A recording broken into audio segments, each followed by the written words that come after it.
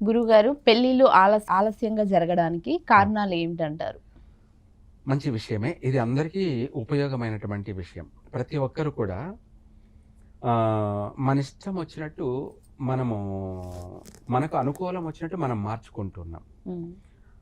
ఎవరైనా సరే 2 విషయాలుంటాయి. ముందు తలరాత.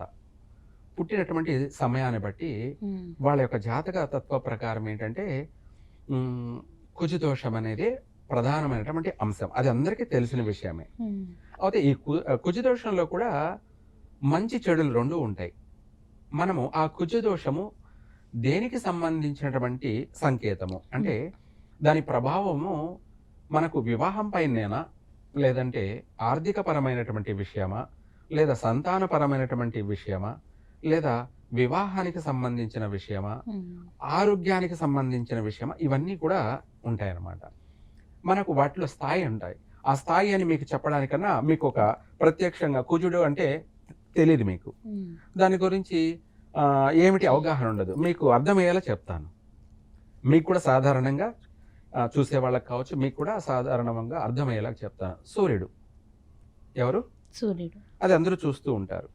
మనం సూర్యుడిని ప్రతి ఒక్క రోజు నిత్యం నిద్ర లేయగానే చూస్తూనే ఉంటాం. హ్మ్. సూర్యుడు 6 గంటలకి ఒకలా ఉంటాడు, హ్మ్. 7 గంటలకు ఒకలా ఉంటాడు, 8 గంటలకు ఒకలా ఉంటాడు, 9 గంటలకి ఒకలా ఉంటాడు. ఇలా గంట గంటకి మారుతూ వస్తూ ఉంటాడు. 1 గంటకి రౌద్రంగా ఉంటాడు. హ్మ్. ఏమంటారు? రౌద్రం. రౌద్రం అంటే రుద్రుడు అని అర్థం. హ్మ్. ఆయన ఉదయం 6 గంటలకి ఏందంటే సౌమ్యుడు. సౌమ్యుడు అంటే పాజిటివ్. అవును. మనం ఆయన చూడగలము. ఆయన చూస్తే కూడా మనకు ఆరోగ్యం కలుగుతుంది. ఓకే. అలాగే మనశ్శాంతి కలుగుతుంది, ప్రశాంతత కలుగుతుంది, అభివృద్ధి కూడా జరుగుతుంది. హ్మ్. మనకు ప్రత్యక్ష దైవం ఆయనే. హ్మ్. మిగతా వాళ్ళు కనిపించిన వాళ్ళు. మనకు ప్రతిరోజు ప్రతినిత్యం మన కోసం వస్తూ మనం ప్రత్యక్షంగా కనిపిస్తున్నటువంటి వాడు, లోకాన్ని అంతా కూడా కాపాడుతున్నవాడు, సంరక్షిస్తున్నవాడు సూర్యుడు. హ్మ్. మనకు అక్కడ భగవంతుడు ఉన్నాడు అనేది 100% ప్రూఫ్. హ్మ్. అలాగే గంట గంటకి ఆయన వైబ్రేషన్ డిగ్రీస్ రేడియేషన్ అనేది ఎలా మారుతూ వస్తుందో హ్మ్. ఆ విధంగానే కుజదోష ప్రభావం కూడా అలాగే ఉంటుంది. హ్మ్. 6 గంటలకి కుజుడు సూర్యుడు 6 గంటలకు ఎలా ఉన్నాడో ఆ విధమైనటువంటి కుజదోషం అనుకోండి, ఓకే. మనకు అన్ని విధాలా బాగుంటుంది. అన్ని విధాలంటే వాళ్ళ యొక్క ముఖ వర్చస్సు అందంగా ఉంటుంది, హ్మ్. కాంతివంతంగా ఉంటుంది. కాంతివంతంగా అంటే చాలా యాక్టివ్, ఫ్రెష్‌గా కనపడతారు. హ్మ్. ఎదుటి వాళ్ళని మెస్మరైజ్ చేసే విధంగా ఉంటారు. మెస్మరైజ్ అంటే ఒక పెళ్లి చూపులకెళ్ళామనుకోండి. హ్మ్. మనం చూడగానే ఆ అమ్మాయి ఇష్టపడుతుంది. హ్మ్. అంటే మన కళ్ళు, మన రూపురేఖలు ఎదుటి వాళ్ళని ఆకర్షిస్తూ ఉంటాం. హ్మ్. సూర్యుడిలాగా ఉదయం 6 గంటలకు సూర్యుడు ఎలా ఉంటాడో హ్మ్. అదే విధంగా. ఎవరైనా సరే మనల్ని చూసిన తర్వాత మళ్ళీ రాత్రి కళ్ళకి రావాల్సిందే వాళ్ళకి. హ్మ్. ఏమిటి? హ్మ్. రాత్రి కళ్ళలోకి రావాల్సిందే. అంటే అలాంటి మెస్మరైజ్ చేసేటువంటి రూపురేఖలుంటాయి. హ్మ్. అటువంటి వాళ్ళకి చూడగానే మొదటి సంబంధమే తొలి మలి. హ్మ్. అంటే మొదటి సంబంధమైనా సరే, లేదా రెండో సంబంధం వివాహం అయిపోతుంది, సెట్ అయిపోతుంది. ఓకే గురువు. చూసావా? హ్మ్. అది కుజదోషమే. హ్మ్. కానీ అది పాజిటివ్ వైబ్రేషన్‌లోకి వెళ్ళిపోయింది. హ్మ్. వాళ్ళ కళ్ళు అయస్కాంతం లాగాను, పద్మనేత్రాల్లాగా అంటే పెద్ద కళ్ళు. హ్మ్. అది ఒక అందమైనటువంటి రూపం. హ్మ్. అప్పుడు ఎవరిని చూసినా కూడా వాళ్ళు ఇష్టపడతారు. హ్మ్. కాబట్టి అవతల వాళ్ళు ఇష్టపడినప్పుడు మనం కూడా ఇష్టపడతాం కాబట్టి పెళ్లి సంబంధం తొందరగానే అయిపోతుంది. హ్మ్. అందుకనేసి నాకు చాలా మంది అంటూ ఉంటారు ఏమని, నాకు తొందరగా వివాహం అయిపోయింది అని. హ్మ్. ఆ సమయంలో కుజుడి యొక్క ప్రభావం ఉండడం వల్ల ఎదుటి వాళ్ళకి ఆకర్షణీయంగా కనపడడం వల్ల హ్మ్. వాళ్ళు ఇష్టపడ్డారు. ఓకే. అయిపోయింది. ఆ తర్వాత మనకు 6 గంటల కుజు దోషం అనేది చెప్పాను కదా! హ్మ్. ఇలా ఒక్కొక్క గంటకు సంబంధించి ఒక్కొక్క వైబ్రేషన్. హ్మ్. అలాగే మనకు 11 గంటలు లేదా 12 గంటలు కుజదోషం ఉందనుకోండి. హ్మ్. వాళ్ళకేంటంటే అతి ఆలస్యంగా వివాహం. హ్మ్. అతి ఆలస్యంగా అంటే దాదాపు పూర్వం చెప్పేవాళ్ళు. "నీ పెళ్లి నా చావుకు వచ్చిందిరా వచ్చింది. నాయనా" అని పల్లెల్లో పెద్దవాళ్ళు అనేవాళ్ళు. హ్మ్. లేదంటే ఒక పెళ్లి చేయాలంటే 7 జతల చెప్పులు అరిగిపోయేటివంట. హ్మ్. ఏమిటి? 7 జతలు 7 జతల చెప్పులు. అంటే అన్ని రోజులు పట్టేది. హ్మ్. తిరిగి విసిగిపోయేవాళ్ళు. హ్మ్. అంటే ఆ కుజదోష ప్రభావం అనేది ఏంటంటే మనము 18 సంవత్సరాల్లో మొదలుపెట్టిన 35 సంవత్సరాలు జరగచ్చు. అంటే వయసు 35 అంటే దాదాపు వీళ్ళు ఇన్ని సంవత్సరాలు వాళ్ళు చూసిన సంబంధాలకి కనీసం 2-3 పెళ్లిళ్ళు చేసేయచ్చు. ఆ తిరిగినటువంటి, ఆ ఖర్చు పెట్టినటువంటి ఆ సంబంధాలు, అక్కడ సంబంధం ఉందంటే, ఇక్కడ సంబంధం ఉందంటే, అన్ని సంబంధాలకు వెళ్ళి చూసి ఆ పనులు మానుకొని, ఉద్యోగాలు మానుకొని, వాటికి మళ్ళీ ఖర్చులు, ట్రావెల్స్ కావచ్చు, ఫుడ్ కావచ్చు, అన్ని ఖర్చులు ఇవన్నీ చూసుకుంటే పెళ్లి 2 పెళ్లిళ్ళు చేసేయచ్చు. అటు లేట్ జరుగుతుంది అనమాట. అంటే అతి ఆలస్యము. ఇంకా చెప్పాలి అంటే మనకు 30, 35, 40 ఈ ప్రాంతం కూడా కావచ్చు వాళ్ళకు వివాహం అయ్యేటప్పటికి. అది కాస్త వాళ్ళకు వివాహమైనా కూడా మళ్ళీ సెట్ అవుతారంటే కారు.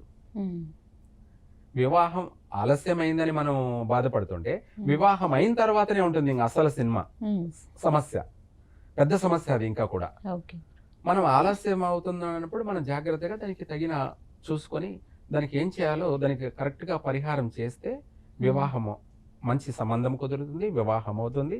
వివాహం అయిన తర్వాత ఏ నష్టమో ఉండదు.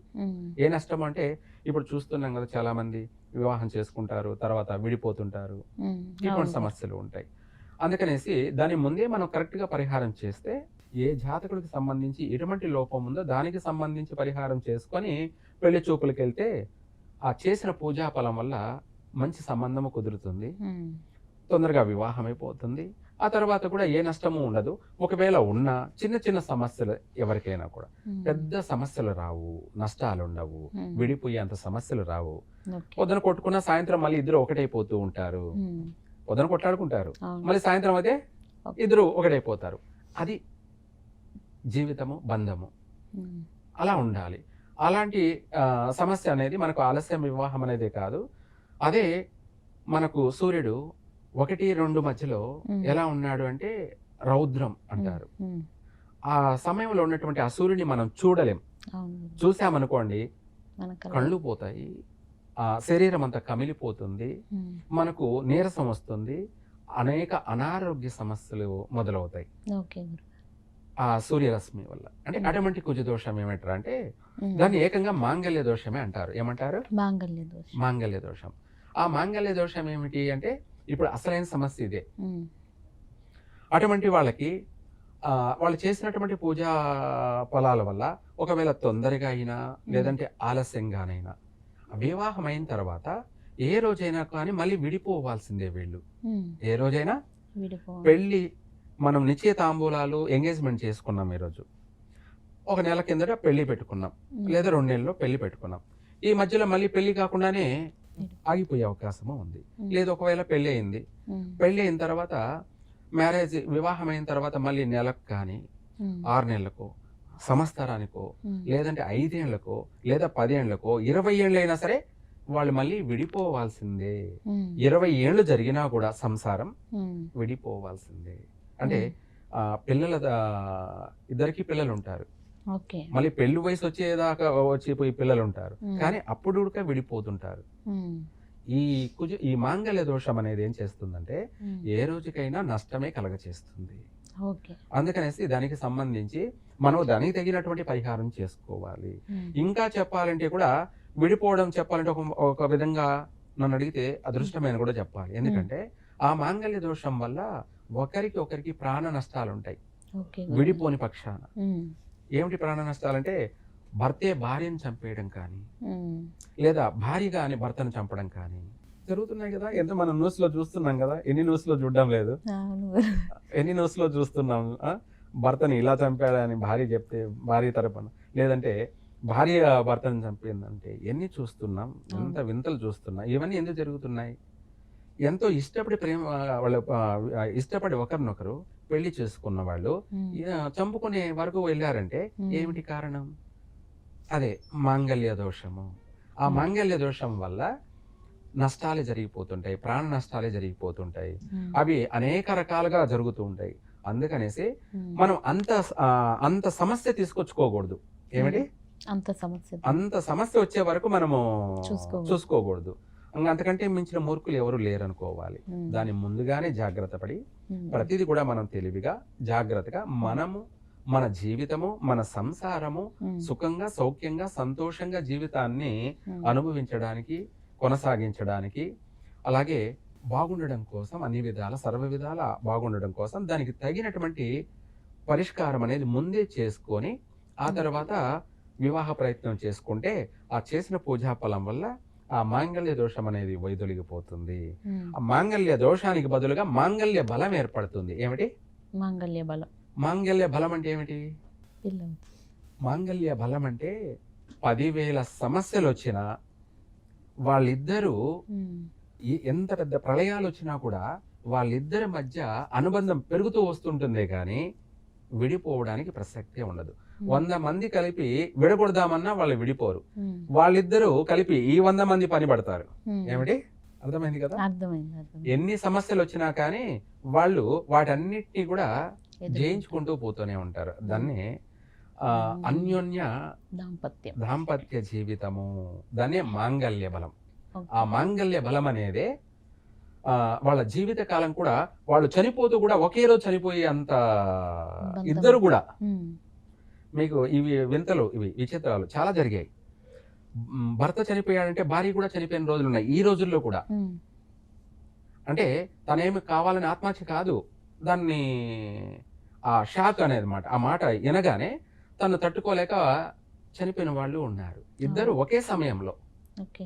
ఈ రోజుల్లో కూడా. అంటే అంత చావులో కూడా విడరాని బంధం అంటారు దాన్ని, దాన్నే మాంగళ్య బలం. ఇది కావాలి ఉమ్, అంటే చనిపోవని కాదు, అదే అదే. అంటే ఇద్దరు కలిసిమెలిసి అన్నిట్లోనూ ఉండాలి. జీవితాన్ని కొనసాగించడం, అది ఉమ్, ధర్మబద్ధమైనటువంటి సంసార జీవితము. ఉమ్. అది శాశ్వతమైనది, అందరికీ ఆదర్శమైంది. అందరికీ కూడా ఆదర్శమే. వాళ్ళనే మంచి వాళ్ళు, మంచి దంపతులు, పుణ్య దంపతులు, రైట్ పర్సన్, ఆదర్శ దంపతులు అని కూడా అంటారు.